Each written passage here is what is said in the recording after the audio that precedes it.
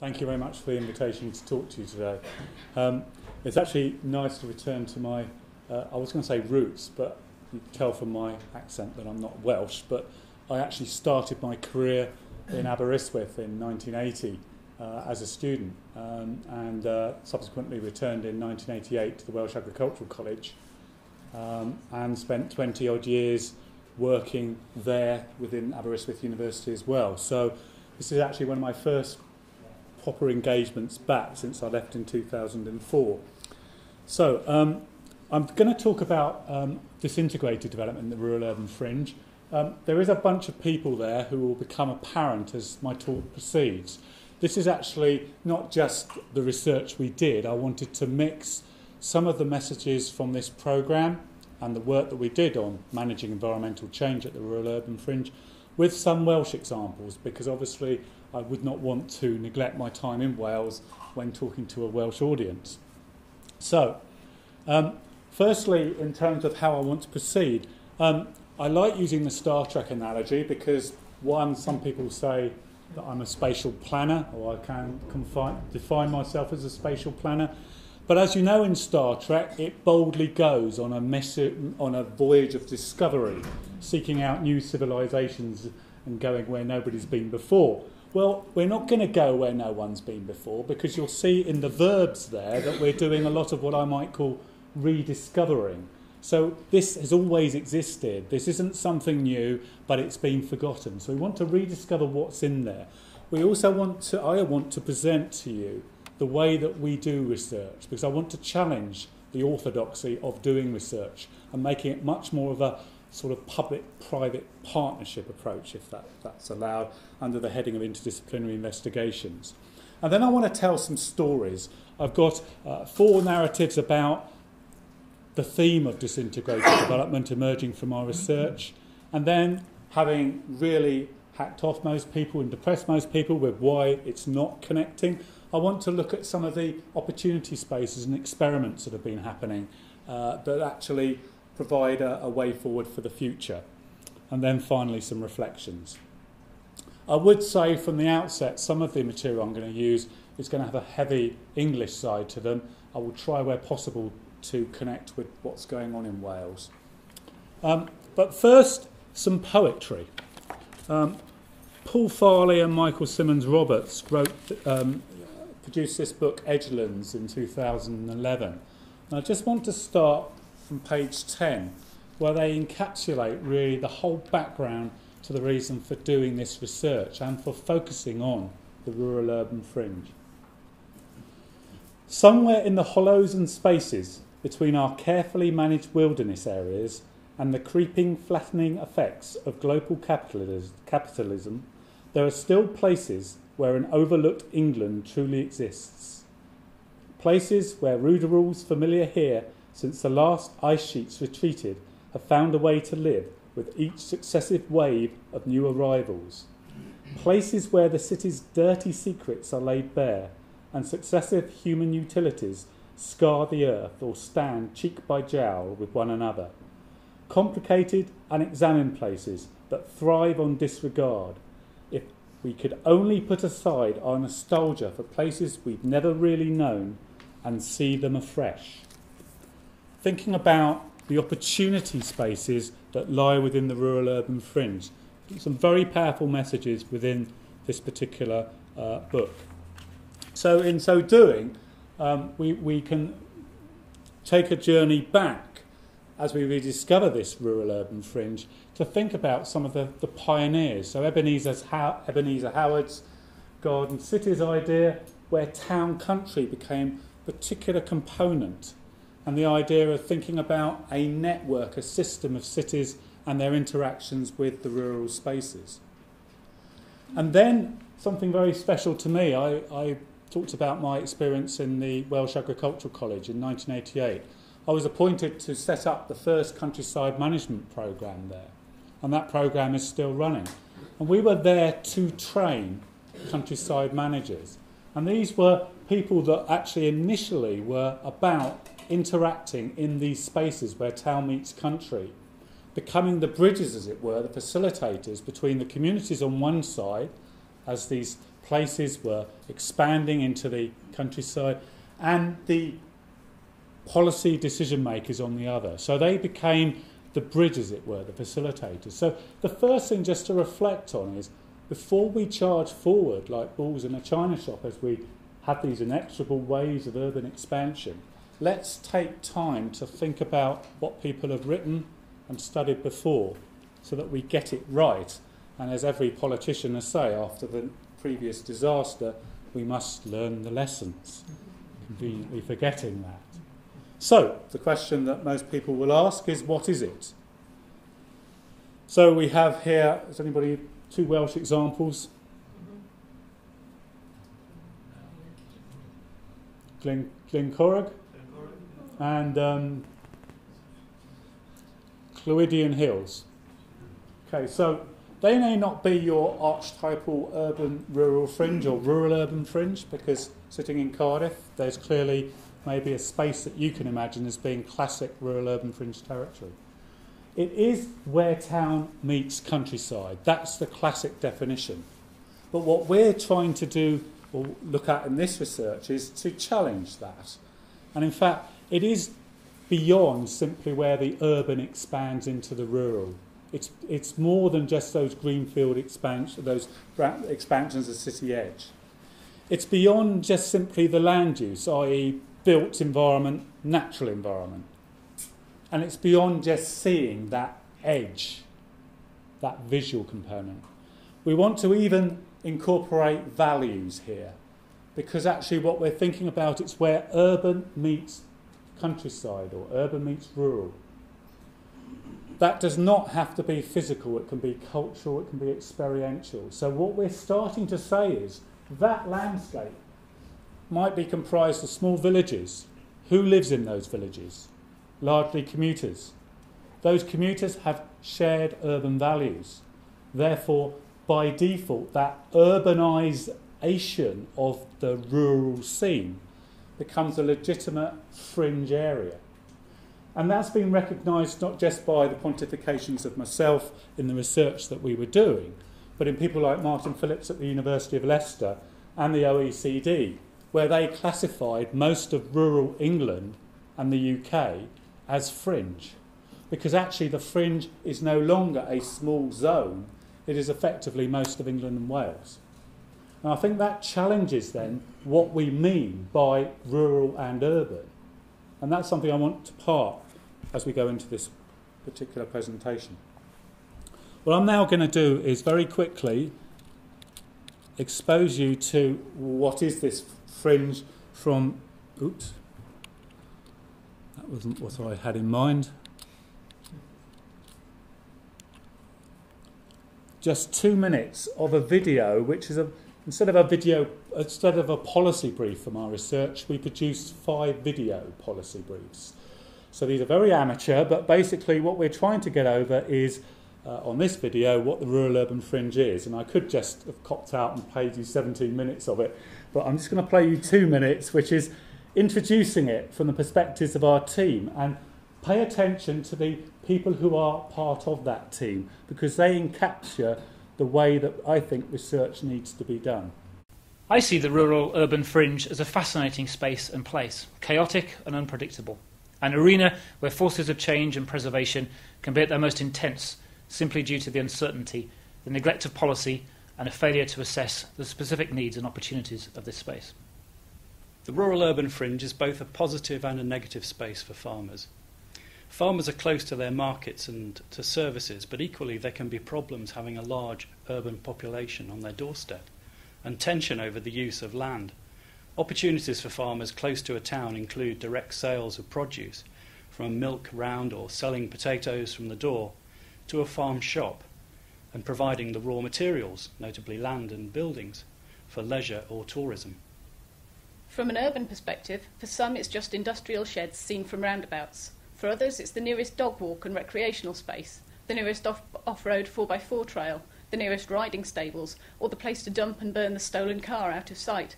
But ultimately, it's the space where the inexorable appetite for urban expansion will happen. As a planner, I see the rural-urban fringe as the zone where national policy in the shape of Greenbelt dominates and trumps almost every other local planning consideration.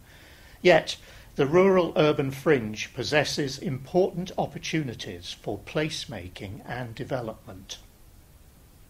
The rural-urban fringe is where many people experience nature.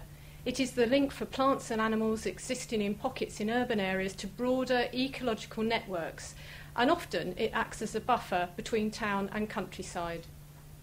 So they're the different faces of the fringe as seen by a few members of our team. These reflect the other kind of faces or words to characterise what really can't be summed up in a classic one-size-fits-all. It is a very dynamic place, and as such needs to be identified as a place in its own right.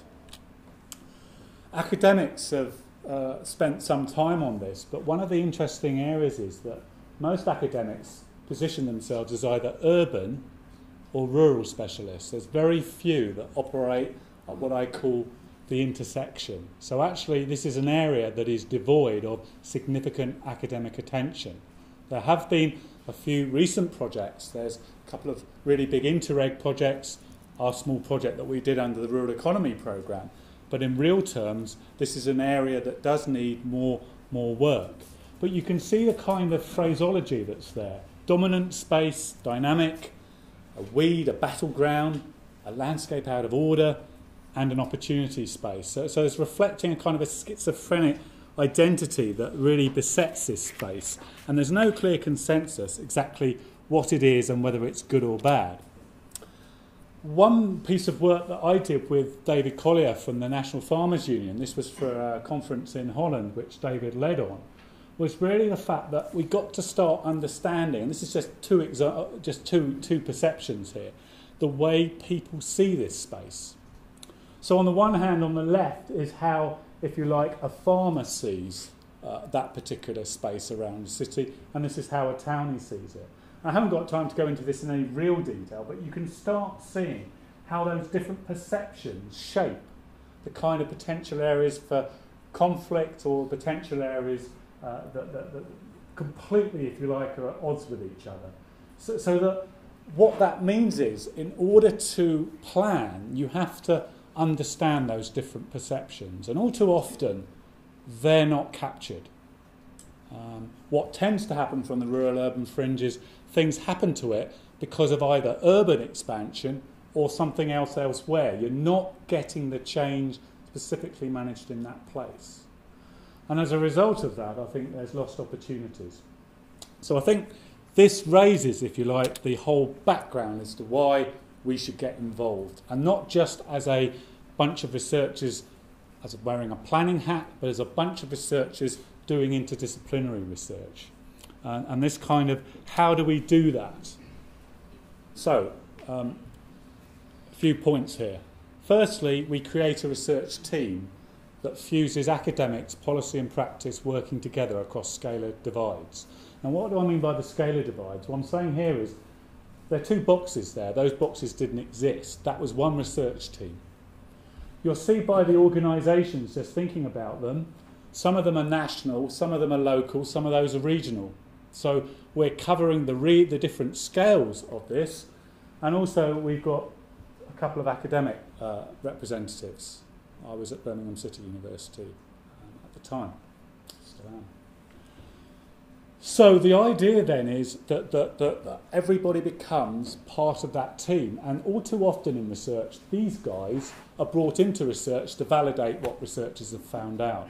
These guys were actually paid to be part of the teams. They were effectively consultants in the same way that we all had certain day rates and costs. And that brought us together at a time, 2010 and 11 and early 2012, of recession, when people were stressed with their time and work, but because they were paid, because they're brought into it, we got effective buy-in and true involvement. And that grounded the research from the start, because it wasn't a bunch of academics operating, calculating square roots of baked bean cans. It was actually working with the plane of policy problems. Now that is quite a challenging role, and I wouldn't want to consider myself a brilliant conductor, but that's the role that I took on, a conductor of an interdisciplinary orchestra, where I saw my role to harness that experience and expertise of the team. And what we wanted to try and do was to get them from their backgrounds, whether they were planners or environmentalists, and we could separate those two elements, to try and build their reflective pieces, their contribution, based on their experience, to our arena. It was a safe arena within which to work. So we had a whole bunch of people that may not necessarily position themselves along this line, but we had a paradigm called the ecosystem approach. And I don't know how many people are familiar with that, but if you're an environmentalist, that's a big, important paradigm that drives the lens that you see the world through. And what that is again, it's a championed approach, which is a strategy for the integrated management of land, water, and living resources. And the idea is that nature, or the environment, provides all these goods and services that benefit society and the economy. So there's that green arrow flying in. That's the benefits from, if you like, the environment and the ecosystems within that. Now that creates impacts. The development of the economy creates those ecosystem impacts. Back on it, the important thing about the ecosystem approach is it's about equity. It's about equality of those benefits. So that united one group. There was another group of us that all bought into the spatial planning paradigm, which was around the built environment. And that similarly champions an integrated strategy for management of land and water across scales, the vertical axis, and across sectors, the horizontal axis, thinking about those sectors there are only examples. But the idea is that the spatial planner is that facilitator that mediates between those different scales and between those different sectors. And that brings in a much more positive, dynamic approach to planning. So what you have then are two different approaches that have very similar types of message, which basically might as well be on different planets, because those two groups of people tend to operate in very different ways. And what we wanted to try and do was to cut through all that red tape and jargon and bureaucracy and academic elitism and explore the common principles. So those thought pieces were sent in to me, and then I just used those in an improvised way to explore exactly what the principles were. And in simple terms, this sums up nearly 6 months of work. We came up with a very simple conceptual framework, which said, okay, as a group, we need to make this understandable to the public, to whoever is actually engaging with this research in the Fringe. We need to take off our glasses, you need to take off your glasses, so that when you go into the rural urban Fringe, we've got a consistent pair of glasses. And they became our glasses. So we looked at across the spatial planning and the ecosystem approach thought pieces, and three components consistently kept coming up. Time in the form of long-termism, connections in the form of ecological and connectivity between places and scales, and values and ethics. So that kind of approach, those words mean things to people. If you start talking to a public meeting about spatial planning and the ecosystem approach and ecosystem services, by and large you lose most people. So we use those terms as our currency to seek out this new evidence. So that became our lens. And the important thing about interdisciplinary work is that has to happen at the beginning of the research. It doesn't happen at this magic box at the end. That lens becomes the lens we go into the research with. And it was bottomed out by the whole research team. So these became our methodological approaches. Two main approaches, other than the literature review. Firstly, visioning. And this was basically taking people out, the people being professionals and people involved with community or local businesses. We had 18 in the North Worcestershire one and 15 in the Hampton one. So two areas, Hampton in Peterborough in England and North Worcestershire, a landscape scale approach. The Hampton one was an urban extension, and if I could actually cheat, it's actually on this chart here. So this is Rough Hampton, Roughshire, So here we see Peterborough, and actually Hampton is this area here, which is a 5,600 development. So we took people on a visit across that. The North Worcestershire one was much more of a landscape scale, where you started off at Redditch, some 20 miles south of Birmingham, and went on a transect to the Lickey Hills just outside Birmingham. And the shot there is of the second viewpoint, looking at the Greenbelt at Alvechurch. So we stopped, we asked people questions about what they were looking at. You can see from the slide here that we broke into small groups so that everybody could actually be heard and have a meaningful discussion. And we gave them notepads to note down any comments that they couldn't get out at the time that we stopped. So that was a half-day event. Then we had a whole series of workshops. Now this is a big one with local enterprise partnerships looking at environmental opportunities. This is with the West Midlands Regional Assembly Group looking at institutional memory, what's being lost from the abolition of regional planning. In Wales you may still have regional planning. In England we do not have any. It's been abolished. So we brought together all the regional planners across the region and tried to learn from their experience. Those workshops were then fueled by our team members identifying themes within the lenses that we were actually I just talked about. So those themes became the catalysts for our team to identify a whole series of workshops that they ran to generate information. And in simple terms, as I'll explain later, all that information is summarised in a series of questions on that game over there that I'll talk about. But that information was then used in what I'm now going to talk about, a very quick foray through 4 narratives of disintegrated development. And there's a blank starting point. The first one is the built versus natural environment. I'm going to work through this very quickly, but it basically encapsulates the fact, at the moment, if you take the natural environment, the countryside, and the built environment, the town, there are 2 totally different systems going on. And at the moment, they're not connecting enough. Now, in Wales, you do have an advantage, but in blunt terms, the natural environment is based on payment of incentives and rewards to farmers, landowners, whereas in the built environment, it's very much still on the emphasis on control. In England, we have a natural environment white paper that fuels what goes on in the natural environment. You have Natural Resources Wales, which I presume will be doing something very similar. And we have a national planning policy framework that dictates what happens primarily in that built environment. The scale that you operate on at the natural environment is habitat and landscape scale primarily, yet in planning in England we have it focused on the local scale with the move to localism. We have an organisation called DEFRA, Department of Environment, Food, Rural Affairs. I think it's Sustainable Futures in the Welsh Government, and DCLG in the built environment and local government and communities in the Welsh Government, which are 2 separate, again, agencies of government that work across each other. That champions ecosystem approach, the built environment champions spatial planning. The activities, environmentalists generally classify and value. Planners zone and order. The National Ecosystem Assessment was something that was done last year, 2011, part of assessing the natural environment. Planners generally had nothing to do with that, and they deal primarily with sustainability or strategic environmental assessments. We have natural character areas, catchment management plans, development neighbourhood plans.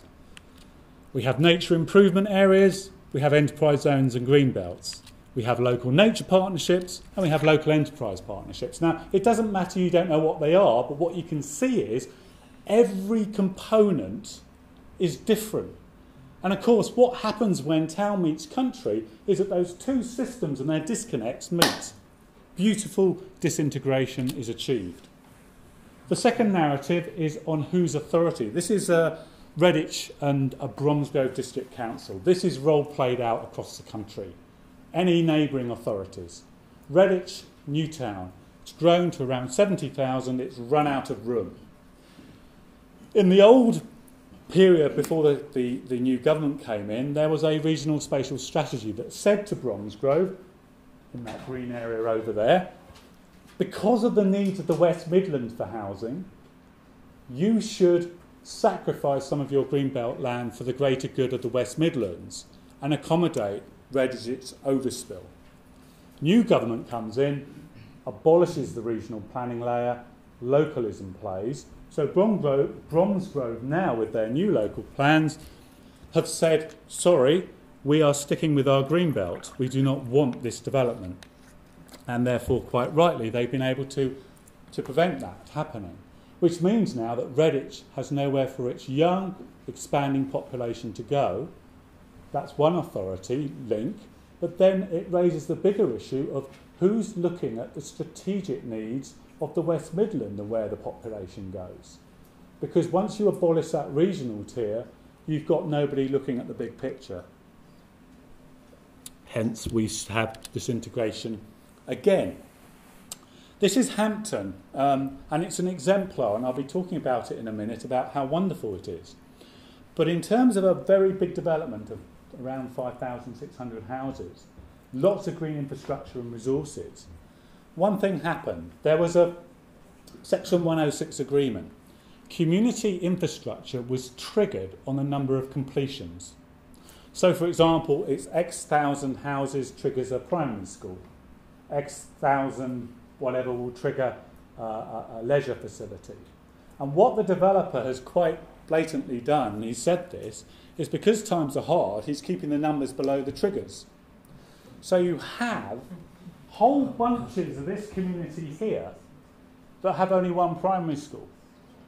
And therefore, they're sending by taxi children to schools 10, 12 miles away because there's no primary school to actually meet the needs of this area.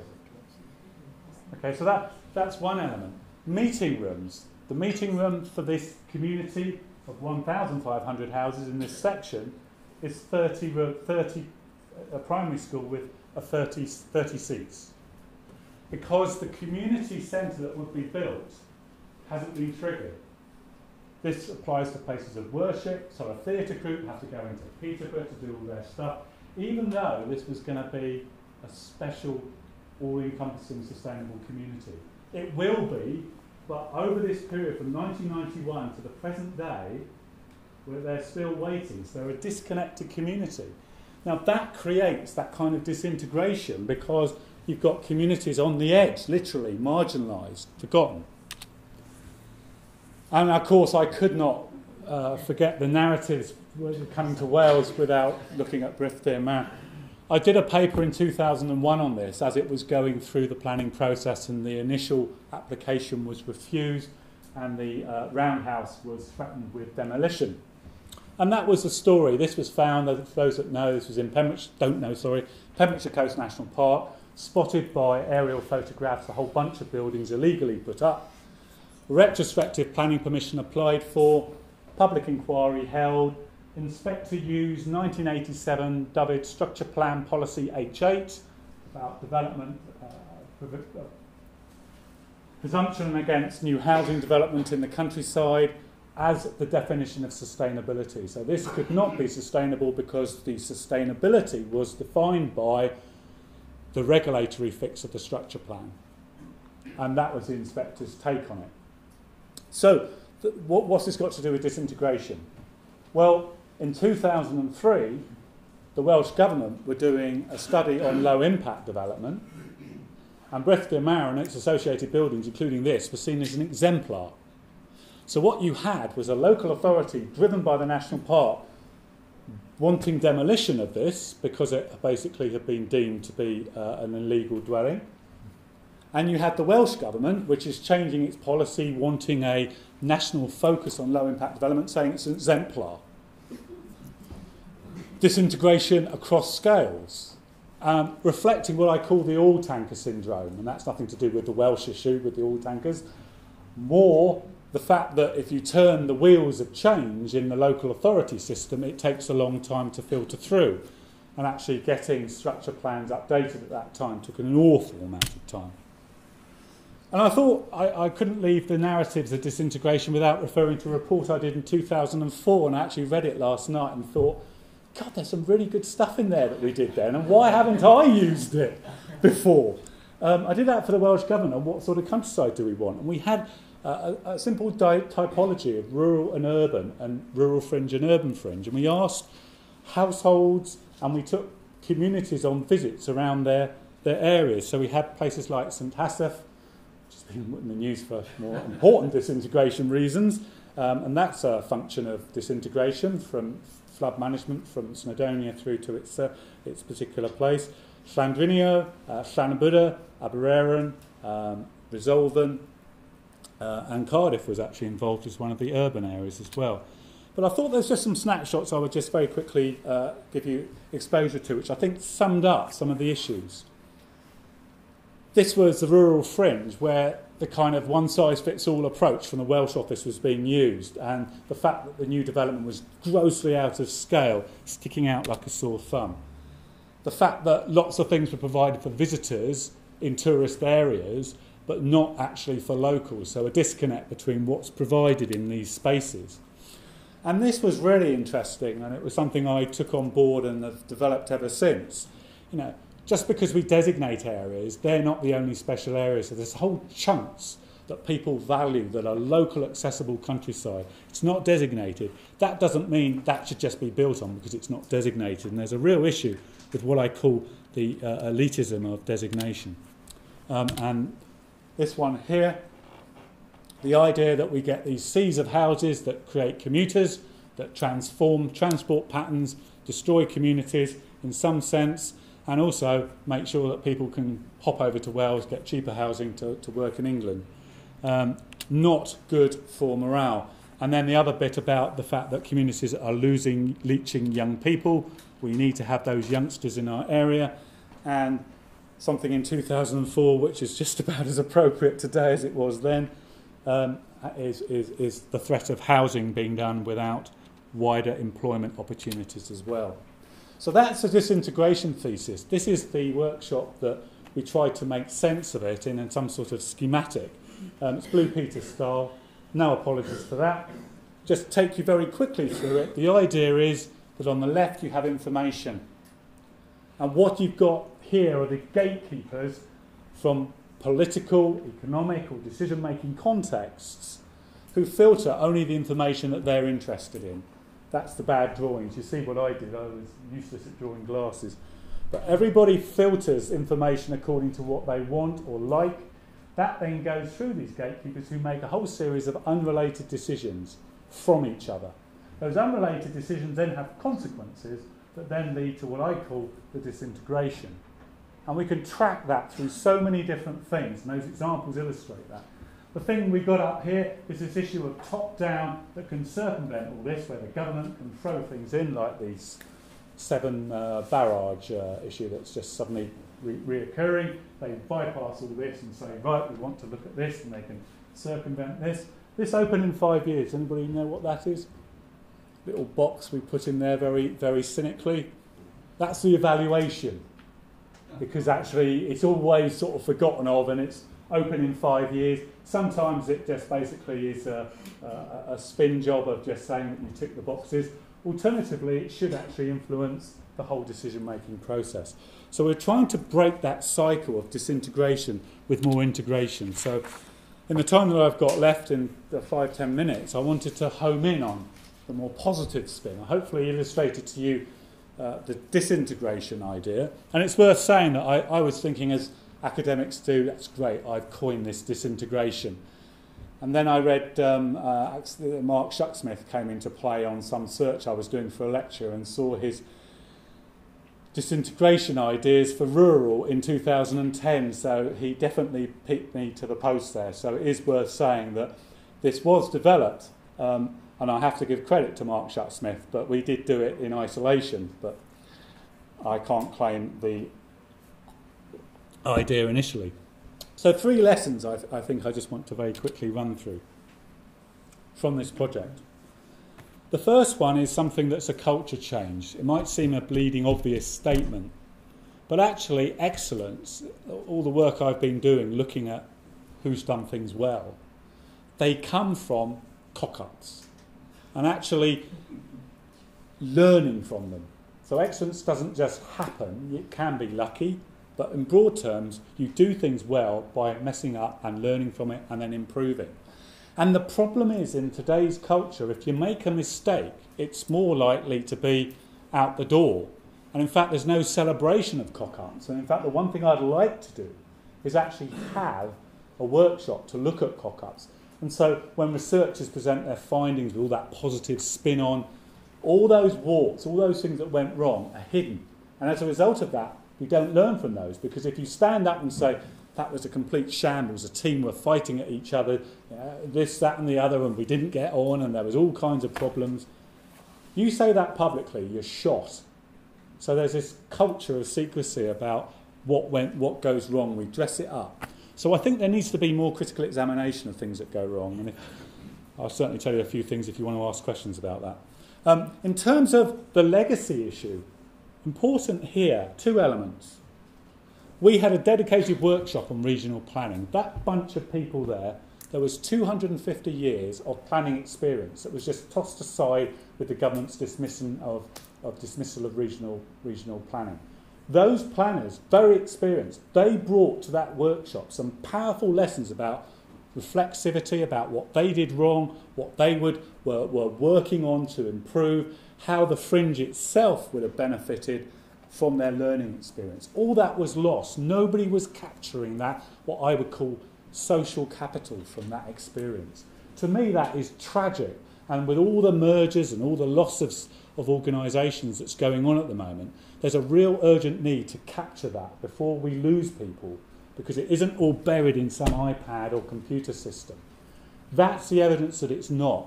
We uncovered the whole Countryside Agency research programme from 2000 to 2005.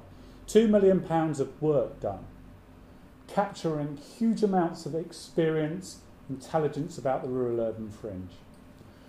The chief executive of Natural England, who's just left now, previously had left, ordered that all that material be chucked because they're running out, not just that material, but a whole bunch of material, because of archive takes too long. So the only reason we got it all was because the project officer kept it. Now that, to me, encapsulates the danger of chucking stuff away, which is actually really important work.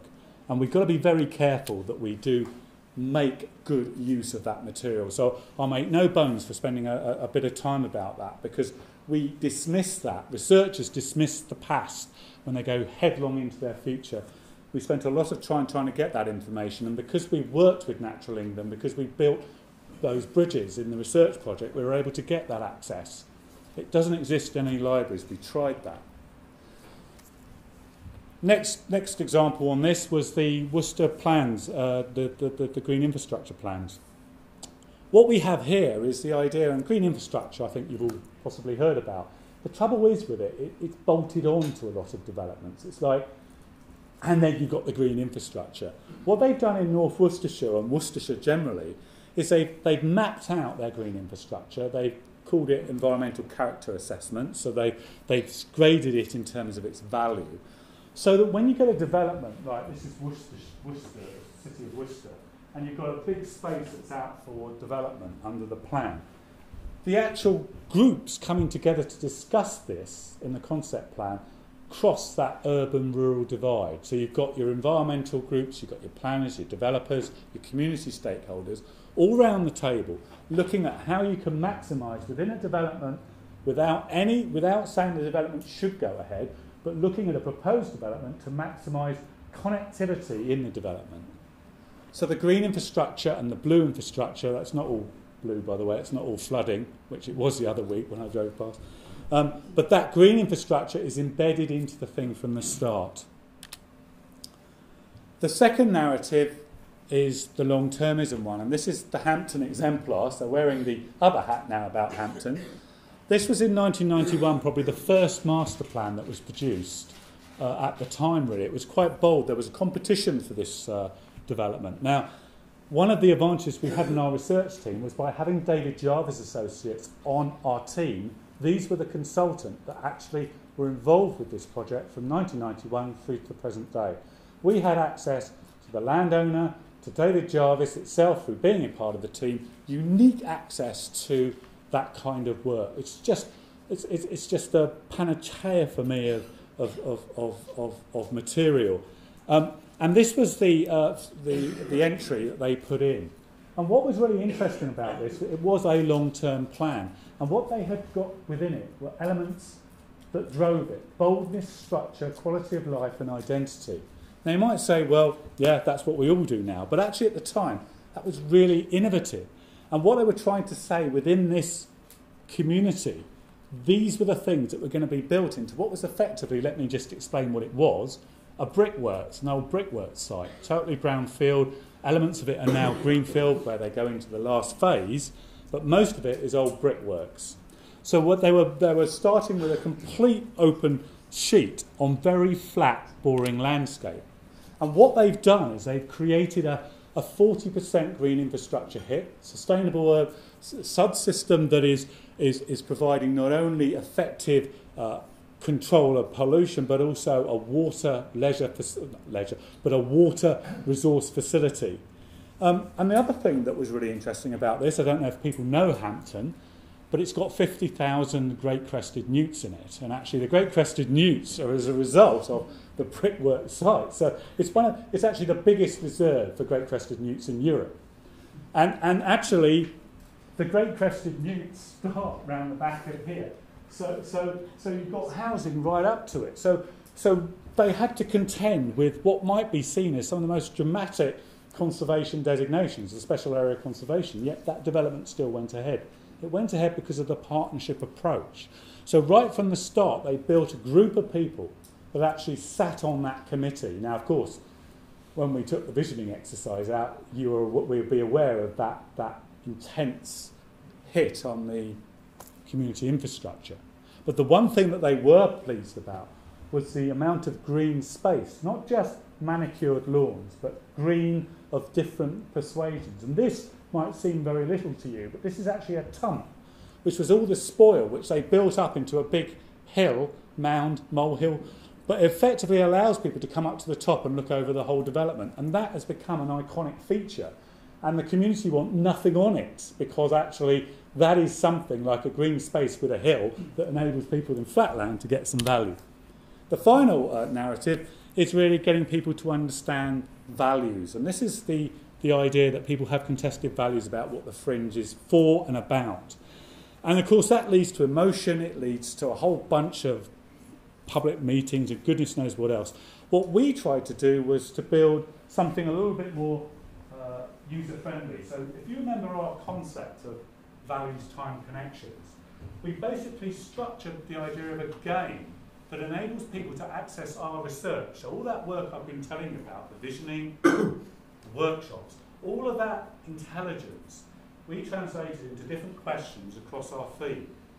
We basically fused together areas we've been working in, created questions, and where people land, they answer the question, and they justify their answer.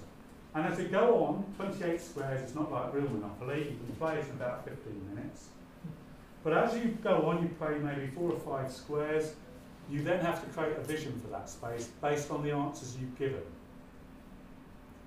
Only on the answers you've given, and only on the justifications you've given. And what that does, firstly it takes people out of their comfort zone, they're not on their soapbox territory, the questions they're asked could be anything. Secondly, they can only create visions on what they've actually talked about or answered on the actual spigot, and normally we will record what they've been saying. And then that vision then is a feedback loop to them, because they say things like, I've been really inconsistent, haven't I? It contradicts itself. So people start understanding that as you go around into this space, it's full of contradictory issues. So they learn from that experience. Now, this game, I would have brought the whole display, but we're actually playing with schools at the moment. We've played it with schools, community groups, politicians, the Welsh Government, the Scottish Government, we've got the DEFRA National Capital Committee, played it over in the Mediterranean countries, EU Plurel project, EU Surf projects. It seems to have caught the imagination.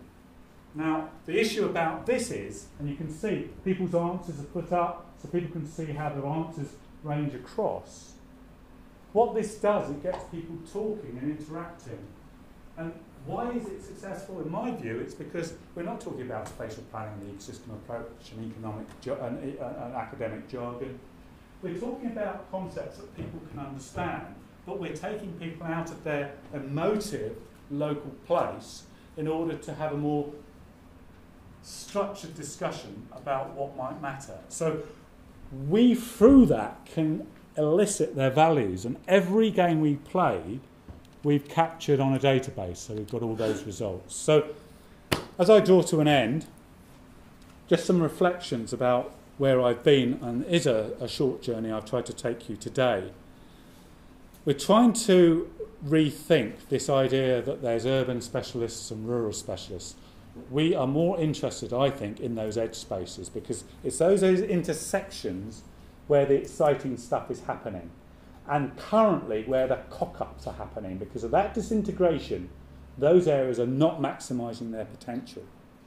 And those people that claim that the rural-urban fringe is a battleground, think of all that energy. Bristol had 10 years before they got planning permission. All that energy fighting. If we could actually join them up from the start, all that wonderful energy that people are using can be used for positive developments. So this idea of rethinking this might be cloud cuckoo land or rose-tinted spectacles of another sort, but rethinking it as an opportunity space might be valuable. And actually not urban rural fringe, not just for housing, but thinking about incorporating elements of farming into urban environments, and actually thinking about how the urban environment that fringe space can benefit from, say, community agriculture. So rethinking what agriculture is about. Just totally creative ideas. And that's the idea of where those two systems intersect. Let's experiment. Planners need to be bold. They don't need to be fixed on their regulatory order. Let's allow some creative experiments, because we have planning agreements that enable that to happen. And so you can put controls and learn from them. And with Natural Resources Wales coming into being, there's a key role for that organisation in Wales to start that process as a new organisation. It maybe should be saying, we don't want to deal with urban and rural Wales, we want to look at that space that is actually that fringe of Wales, which in my view is most of Wales actually at the moment. And the issue I put at the end there is that in your pursuit of order, you might miss the very thing that makes that fringe unique. Messy, just like my desk or like my study at home, is sometimes good, and ordering everything is maybe not the solution. So I just leave that thought. Final conclusion. This research is finished, but it's the start of a journey. It's the start of a journey of people. That group that I named at the beginning have stuck with us. We're currently exploring tools as a result of the success of this project for the National Ecosystem Assessment follow-on. Because the idea of actually working in this way generates, I think, real, what I call research capital. The problem, of course, in research and practice, for those that are in local government is silos. And we've got to get out of silos. How do you get out of silos? When I talk to Natural England, when I talk to the people in our research project, they tell me that research project was the best thing that ever happened to them because it got them out of the silos. The only way it got them out of the silos was because we paid them. Because otherwise, if we just said, come along to a meeting where we discuss the research, they would have stuck in their silos. But because they were paid for their time, they invested in the project and developed as a result. That's why David Collier was able, as the head of rural affairs for the NFU, to go to Holland to present that research. That is the kind of success story about research teams across practice. And I think we took experiments and risks. At the end, I've got video policy briefs. We were totally out of our comfort zone being filmed for this project. But we wanted to convey, in a layman, very easy way, complete with cock-ups, the kind of messages this research was giving. So it's all on YouTube. I was showing you the start of that. It is a series of video policy briefs. Forget the written paper. You can have a laugh at all the cock-ups and outtakes that we weren't allowed to take. They're the real thing. So it's not sexy or slick with music. It's just us talking one takes. And the final thing is, the public's out there. That space is a place that needs to be looked at in its own right. It's not an accidental space. So let's start thinking about it more effectively. Using engagement tools, not just that, it's not a one-size-fits-all, but thinking about novel ways of engaging with the public to create the kind of fringe that I think we all want. And that word fringe is negative, so let's turn it around to that positive space. Thanks very much.